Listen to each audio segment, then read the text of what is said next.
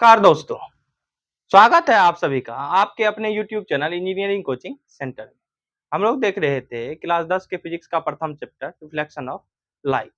आज हम देखेंगे रिफ्लेक्शन ऑफ लाइट चैप्टर में प्रतिबिंब का बनना।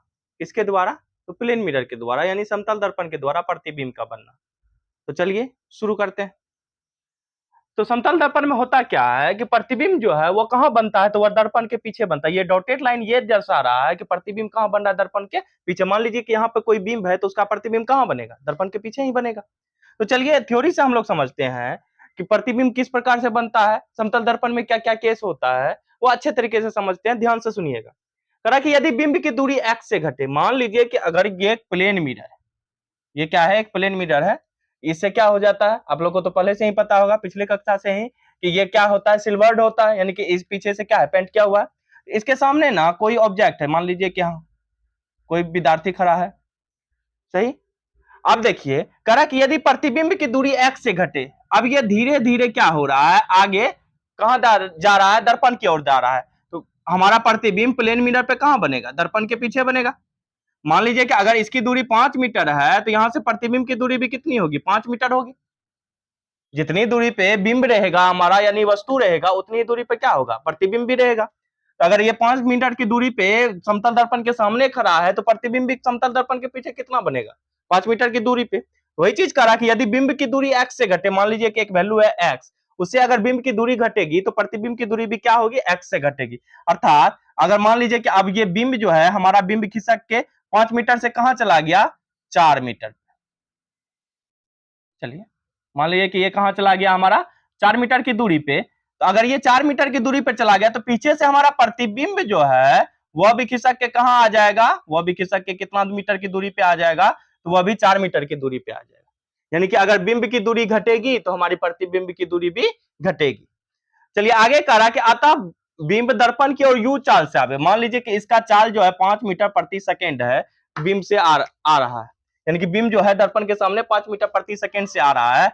तो हमारा जो प्रतिबिंब भी है वह पीछे से कितना मीटर प्रति सेकेंड की चाल से आएगा? 5 मीटर प्रति सेकेंड से। कह रहा क्या था? बिंब दर्पण की और यू चाल से। मान लीजिए कि अगर चाल यू है तो आवे तो प्रतिबिंब भी क्या होगा? यू चाल से दर्पण की ओर आएगा। यानी कि अगर ये 4 मीटर प्रति सेकंड से आएगा तो प्रतिबिंब भी 4 मीटर प्रति सेकंड से। ये 10 किलोमीटर प्रति घंटा से, तो ये भी 10 किलोमीटर प्रति घंटा से। क्योंकि जितना चाल बिंब का रहेगा उतना ही चाल क्या रहेगा? हमारा प्रतिबिंब का रहेगा। बशर्ते क्या हो? दर्पण अस्थिर हो, यानी कि दर्पण मूव नहीं करना चाहिए। अगर दर्पण मूव करेगा तब चाल में वेरी वेरी करेगा, यानी कि चाल बदलेगी। मगर अगर दर्पण हमारा अस्थिर है, दर्पण चेंज नहीं हो रहा है, अपना पोजीशन चेंज नहीं कर रहा है, तो जितना बिंब का चाल होगा उतना ही क्या रहेगा? प्रतिबिंब का चाल रहेगा। जितना बिंब की दूरी होगी उतना ही प्रतिबिंब की दूरी होगी। जो बिंब का अगर दूरी घटेगा तो प्रतिबिंब का दूरी भी क्या होगा? घटेगा। आगे करा कि कोई वस्तु समतल दर्पण की जितनी आगे होती है, यानी कि जितनी वो आगे होती है, प्रतिबिंब उस क्या होता है? दर्पण के उतना ही पीछे बनता है। मान लीजिए कि ये समतल दर्पण से आगे 4 मीटर पे, तो प्रतिबिंब भी दर्पण से उतना ही पीछे बनेगा। कितना? 4 मीटर पे। यही कह रहा है। और समतल दर्पण में वस्तु का आकार प्रतिबिंब के आकार के बराबर होता है। देखिए समतल दर्पण में जो प्रतिबिंब बनता है उसका आकार क्या होता है? वस्तु के आकार के बराबर होता है। अर्थात कि अगर समतल दर्पण में मान लीजिए अगर इसका हाइट 5 फीट है तो प्रतिबिंब का हाइट भी कितना होगा? 5 फीट। कौन से दर्पण में? समतल दर्पण में। अगर मिरर चेंज होता है तो मिरर अलग अलग मिरर में प्रतिबिंब का आकार अलग अलग होता है। जैसे अगर मान लीजिए कि हमको वस्तु के आकार से बड़ा प्रतिबिंब चाहिए तो हम कौन मिरर उपयोग करेंगे? तो अवतल मिरर जो होता है वस्तु के आकार से बड़ा प्रतिबिंब बनाता है। तो इसके लिए हम क्या प्रेफर करेंगे? अवतल मिरर को। अगर हमको वस्तु के आकार से छोटा प्रतिबिंब चाहिए तो हम कौन सा मिरर प्रेफर करेंगे? कन्वेक्स मिरर यानी कि उत्तल दर्पण को। अगर वस्तु के आकार का बराबर प्रतिबिंब चाहिए तो कौन सा मिरर लेंगे? प्लेन मिरर यानी कि समतल दर्पण।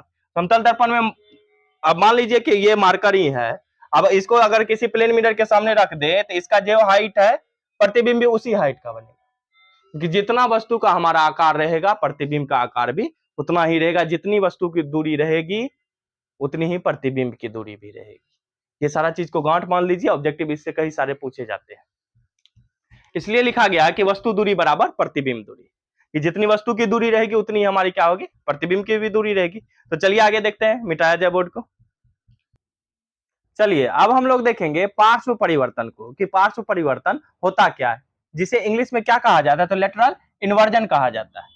पार्श्व परिवर्तन में होता क्या है? ये समतल दर्पण में आपको देखने को मिलेगा। जो वस्तु का दायां भाग होता है ना, जैसे अगर हमारा दायां हाथ है तो वह प्रतिबिंब अगर रखेंगे, यानी कि समतल दर्पण अगर सामने रखेंगे तो वो क्या हो जाएगा, समतल दर्पण का दाहिना बायां हो जाता है, और बायां अगर रखेंगे तो वो क्या हो जाता है, दाहिना हो जाता है। इसी को हम लोग क्या कहते हैं, पार्श्व परिवर्तन कहते हैं। यानी कि समतल दर्पण में वस्तु का दायां भाग प्रतिबिंब का बायां भाग हो जाता है, और प्रतिबिंब का बायां भाग वस्तु का क्या हो जाता है, दायां भाग हो जाता है। तो चलिए देखते हैं थ्योरी। कह रहा समतल दर्पण में वस्तु का जो दाहिना भाग होता है वह प्रतिबिंब का बायां भाग होता है, और वस्तु का बायां भाग प्रतिबिंब का क्या हो जाएगा, दाहिना भाग होता है। इसे ही हम लोग क्या कहते हैं, पार्श्व परिवर्तन कहते हैं, यानी कि उल्टा दिखाता है, पार्श्वी रूप से, ये नहीं कि एकदम पूरा उल्टा कि सर है तो पैर दिखाएगा, पैर है तो सर दिखाएगा। दाहिना पर्सन को अति बायां दिखाता है, और बायां पर्सन को दाहिना दिखाता है।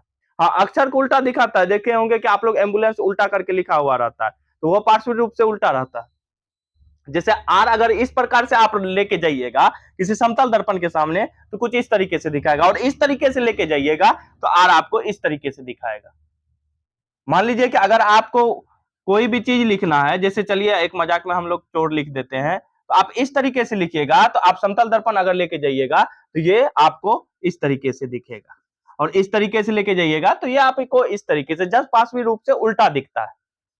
तो उम्मीद करते हैं आप लोग को पार्श्व परिवर्तन समझ में आया होगा कि वस्तु का दाहिना भाग प्रतिबिंब का क्या हो जाता है, बायां भाग, और वस्तु का बायां भाग प्रतिबिंब का क्या हो जाता है, दाहिना भाग हो जाता है। तो चलिए आगे बढ़ते हैं।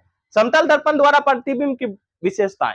अब समतल दर्पण जो प्रतिबिंब बनाता है उसकी क्या सब विशेषताएं होती है, एग्जाम में पूछा जाता है कि समतल दर्पण द्वारा बने प्रतिबिंब की किन्हीं 2 विशेषताएं, 5 विशेषताएं, 4 विशेषताएं, इस तरीके से बताएं। जैसे कि पूछा जाता है वास्तविक प्रतिबिंब और आभासी प्रतिबिंब में अंतर, तो वह भी हम लोग नहीं देखे हैं, वह भी देख लेंगे आज समय मिला तो। चलिए अभी ये देख लेते हैं समतल दर्पण द्वारा बने प्रतिबिंब की विशेषताएं। तो प्रतिबिंब क्या बनता है, दर्पण के पीछे बनता है। प्रतिबिंब कहां बनता है, दर्पण के पीछे, यानी कि दर्पण जो होती है उसके पीछे हमारा क्या बनता है, प्रतिबिंब बनता है। अगर वस्तु दर्पण के सामने रहेगा तो प्रतिबिंब कहां बनेगा, दर्पण के पीछे, कुछ इस तरीके से। आगे क्या कर रहा है दूसरा थ्योरी में, बस डायग्राम से समझिएगा ना, आपको आसानी से समझ में आ जाएगा। प्रतिबिंब देखिए, वस्तु दर्पण के सामने रहेगा, प्रतिबिंब दर्पण के पीछे। कौन सा दर्पण, समतल दर्पण।